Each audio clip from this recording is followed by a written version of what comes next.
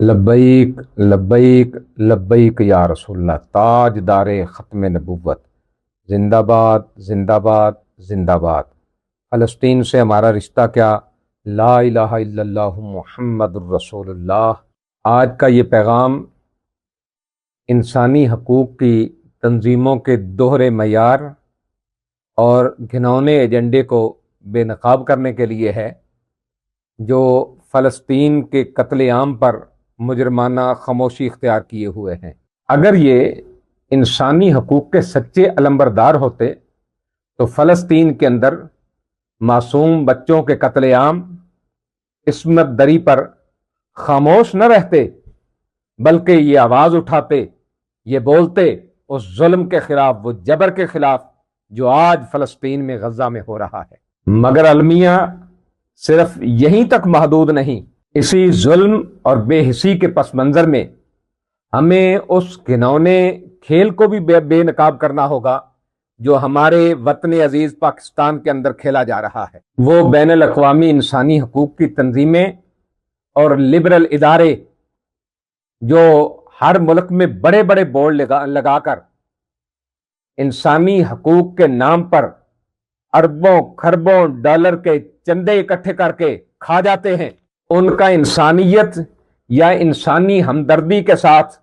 دور دور کا بھی کوئی واسطہ نہیں، بلکہ دین متین کے اتحاد کو، اس کی اصل روح کو پارا پارا کرنا ان کا اصل مقصد ہے۔ ان کی ساری تگ و دو کا مقصد یہ ہے کہ کسی ہیلے بہانے سے قانون ناموس رسالت 295 اس کو غیر مؤثر بنایا جائے، اور جو جیلوں میں مجرم ہیں، قیدی ہیں ناموس رسالت کے، ان گستاخوں کو جیلوں سے باہر نکالا جائے، اور قانون میں سکم پیدا کر کے اس قانون کو بے اثر بنایا جائے تاکہ آئندہ کسی غدار کو سزا نہ مل سکے۔ مگر یہ ناداں شاید اس حقیقت سے بالکل بے خبر ہیں کہ جب معاشرے کے ضمیر کو مسلسل کریدا جاتا ہے اور قانون ناموس رسالت پر ذرا سا بھی حرف لانے کی ناپاک سازش کی جاتی ہے، تو تاریخ خود بخود وہ طوفان کھڑا کر دیتی ہے جو کسی کے روکنے سے رکتا نہیں ہے۔ اسلامی شریعت اور عمر لا یعنی سیدنا فاروق اعظم رضی اللہ تعالیٰ عنہ کا وہ اٹل فیصلہ کہ گستاخ رسول کی سزا صرف اور صرف موت ہے کا تقاضا یہی ہے کہ ناموس رسالت کے مجرموں کو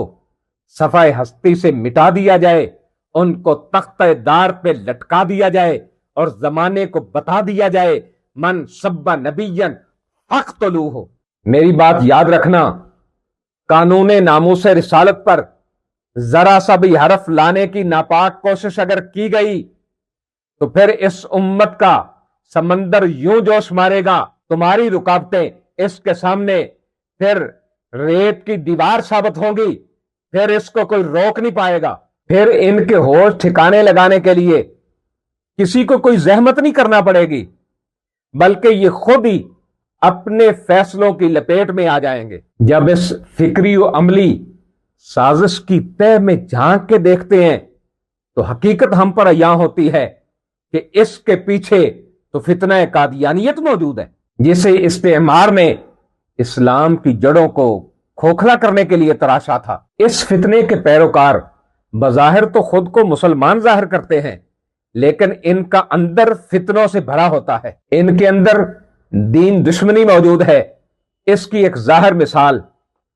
وہ شکورہ قادیانی تو آپ کو یاد ہوگا،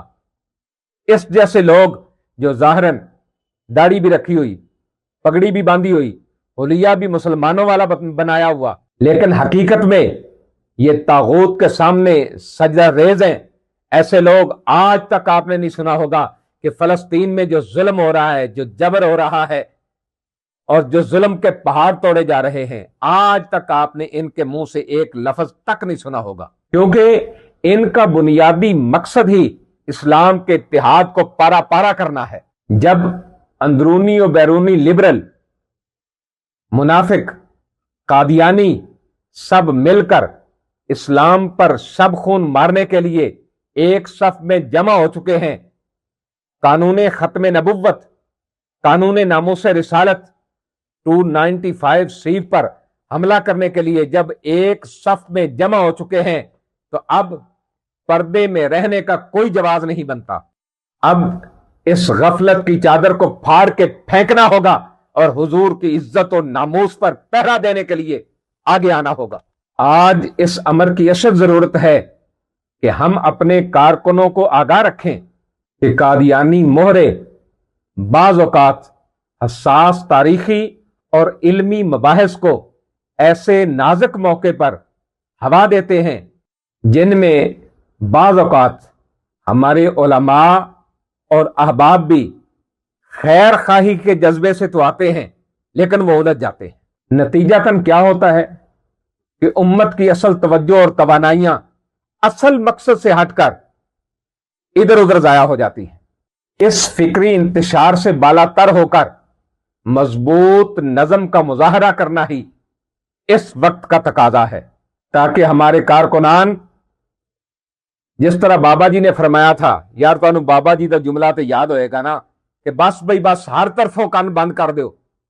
صرف حضور کی بات ہی سننی ہے، حضور کی بات ہی کرنی ہے. تو آپ نے اپنی توانائیاں ادھر ادھر الجھاؤ کا شکار نہیں کرنی، صرف ناموس رسالت کی بات کرنی ہے. اور جو مشن بابا جی دے کر گئے ہیں ہم نے اس مشن پر کار بند رہنا ہے، ادھر ادھر الجھاؤ کا شکار نہیں ہونا. یہ نہیں دیکھنا کون کیا کہہ رہا ہے، یہ دیکھنا ہے کہ ہمارے ذمہ بابا جی نے کیا لگایا تھا اور ہم نے کس طرح حضور کی عزت و ناموس پر پہرا دینا ہے. جب ہم اپنی توجہ ایک مرکز پر مرکوز رکھیں گے پھر ان انسانیت کے قاتلوں، ان ظالموں اور انسانیت کے دشمنوں کو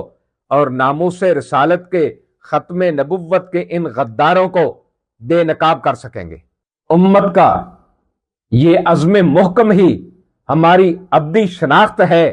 کہ کروں تیرے نام پہ جاں فدا، نہ بس ایک جان دو جہاں فدا، دو جہاں سے بھی نہیں جی بھرا، کروں کیا کروڑوں جہاں نہیں. من سب نبیًا فاقتلوہ،